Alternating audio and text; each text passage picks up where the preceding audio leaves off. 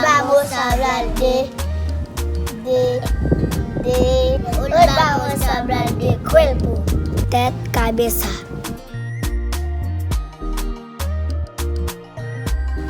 Por hombro.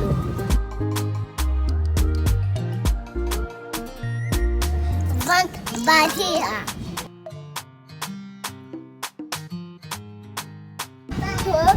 Pata.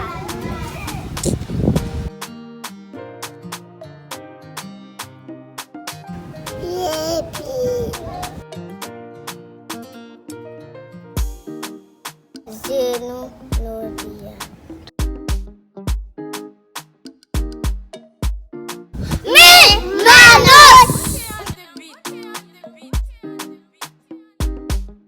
Si lupa paletas que nunca nadie con unos salimos porque estábamos en la escuela.